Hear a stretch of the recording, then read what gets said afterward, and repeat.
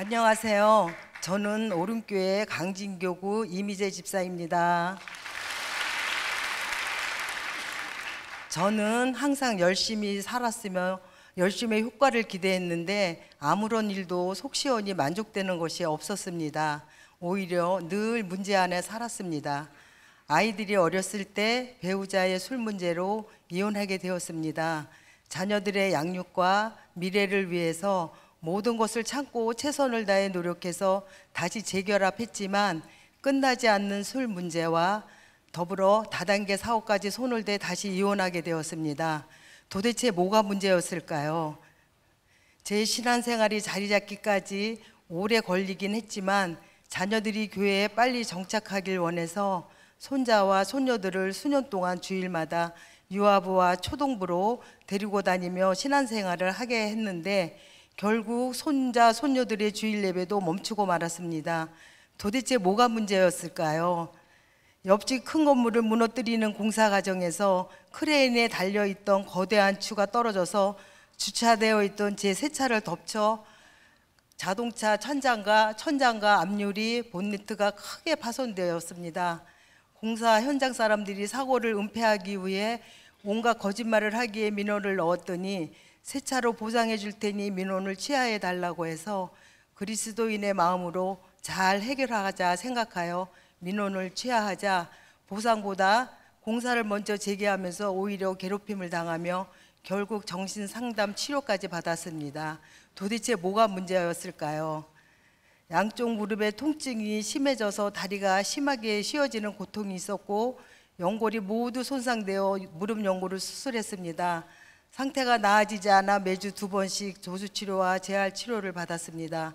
수술과 회복으로 1년의 시간과 통장에 도는 수술비와 회복비로 흔적도 없이 사라졌습니다. 도대체 뭐가 문제였을까요? 아르바이트생이 2칸짜리 사다리에서 넘어져서 다리가 골절되는 사고와 함께 편의점 운영을 돕는 아들의 허리 디스크까지 심해져 편의점을 돕지도 못하고 수술을 받아야 하는 상황이 되었습니다.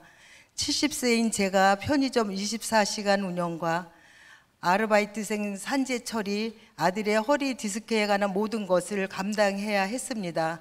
도대체 뭐가 문제였을까요?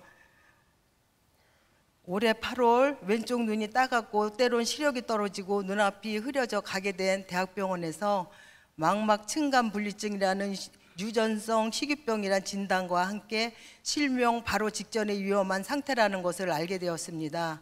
결국 아산병원에서 전신마취로 눈을 수술했습니다. 그런데 수술 후에도 눈이 온전히 회복되지 않았습니다. 도대체 뭐가 문제입니까? 이쯤 되면 여러분들이 생각하실 때도 더 이상 생길 문제는 없을 것 같지 않나요? 아니나 다를까 갑자기 사업장 건물주로부터 임대를 종료하겠다는 강제 폐업의 통보를 받게 됩니다. 사업장은 올해 15년째고 15년 이상 오래 운영하게 되면 본사와 더 좋은 조건으로 계약이 이루어지게 되는 상황에서 당장 먹고 사는 문제가 생긴 것입니다. 도대체 뭐가 문제입니까?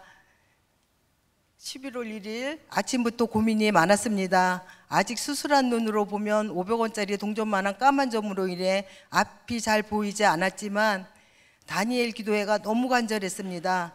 그래서 지체의 도움을 받아 예배 현장에 오게 됐습니다.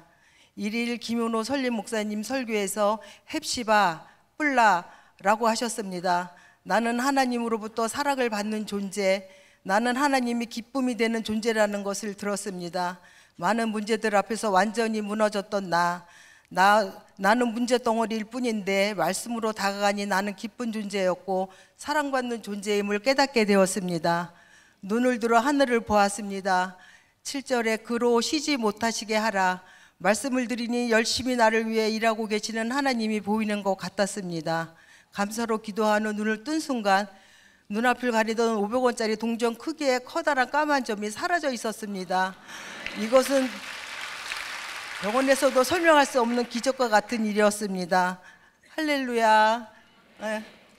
나는 기쁜 존재, 사랑받는 존재이구나. 내 존재는 하나님을 기쁘게 하고 있구나. 하나님은 이런 나를 위해 일하고 계시는구나. 감사가 나왔습니다. 그리고 그날 또 한 통의 전화를 받게 됩니다. 저희 아들이 우연히 지나가다가 건물주 아드님을 마주치게 됐는데 저희 아들이 저의 간절함을 전하며 그 마음을 움직이게 하여서 계속 사업장을 유지해도 된다는 기쁜 소식이 들어왔어요. 도대체 이건 무슨 은혜일까요? 그때 나를 괴롭히던 과거를 생각해 보게 되었습니다. 남편은 없었지만 자녀들은 훌륭하게 자랐습니다. 그렇게 자녀들을 교회로 오게 하기 위해 간절히 기도했는데 며느리가 다른 교회에서 손자, 손녀를 데리고 가서 봉사까지 하고 있다는 것을 나중에서 알게 되었어요.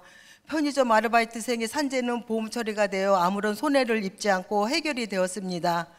자동차는 결국 보상을 받아 수리하게 되었습니다. 스스로 고통으로 도저히 걸을 수 없었을 것 같던 무릎으로 오늘까지 21일차 다니엘 기도회를 3년째 개근으로 나오게 되었습니다. 할렐루야. 성도 여러분, 혹시 저와 같은 아픔이 있으십니까?